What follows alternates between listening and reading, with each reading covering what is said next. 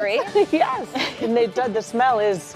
It draws you in. Yes, it does. Nice. I'm guilty of it. So I got something fun coming up for you this week. Once again, I have a brand new series called What's on Rob's Radar Hurricane Edition, where during the news at 5:30 we dive into something new. Yeah.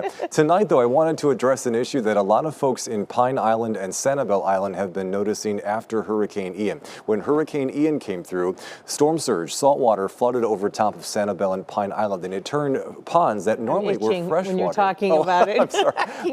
But it turned ponds that were freshwater into brackish water, which is a combination of fresh and salt water. It killed off a lot of the fish and the frogs and the wildlife. So tonight during the news at 5:30, we'll take a look at what process has to happen in order for the salt to physically removed. It's not going to take very long, but it's something that naturally can occur, but it's going to take us a long time. And I'll explain. They say that's a reason why they had such bad no-see-ums for problem as well. Like the bug problem was tremendous because of that reason. Well, a lot less fish and frogs out there eat those little things. Exactly. Compounding effects, but it's something I'm going to dive in real deep for you and explain in a fun, easy to understand way coming up during the news at 5:30. Thankfully, though, we don't have to be worried about the tropics this week, and this, of course, is a big story. You know, whether the tropics are busy or not, it's always important to know what's going on out here. So I have good news to start off this weathercast here at 12:15 is that we do not have any tropical weather concerns, and it looks like we won't have anything big to worry about for a while. The tropical satellites are very, very quiet. Not unusual, of course, for this to happen during the month of July, because right now we have a major influence of the Saharan air layer, which, as you know, is that big, dry, warm, and stable air mass that rolls off of Western Africa most commonly during the first half of the hurricane season. So with all of that over the Atlantic, it will be very difficult for us to get a big tropical storm or hurricane to form there. And here locally, we don't have nearly as much over us now as compared to last week. So we're back to more of a typical type weather pattern this week with no tropical concerns through at least the upcoming weekend. So some good news for you there.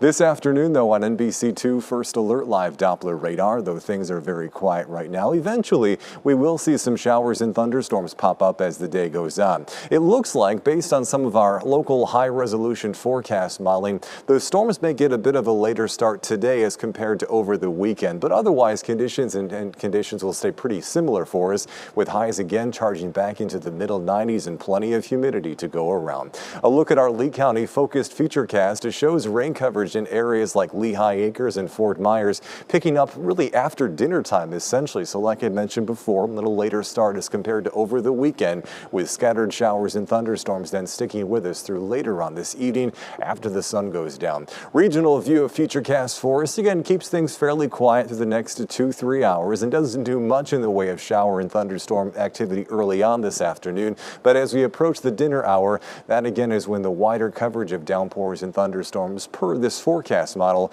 starts to move across areas of Collier County, Lee County, and Charlotte County toward Port Charlotte and Punta Gorda.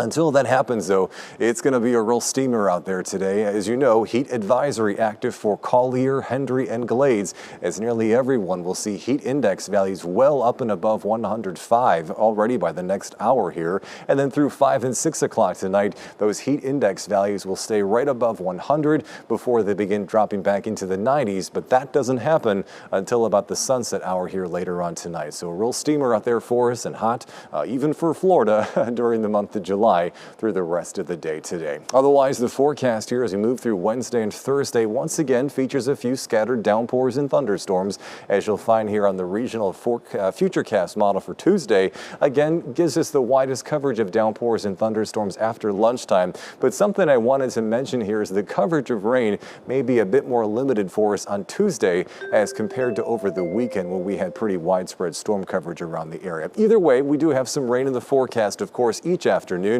But thankfully, like I mentioned before, none of the rain coming our direction this week has any kind of connection to tropical weather. This is just regular sea breeze Florida storms for this time of the year. Back to you.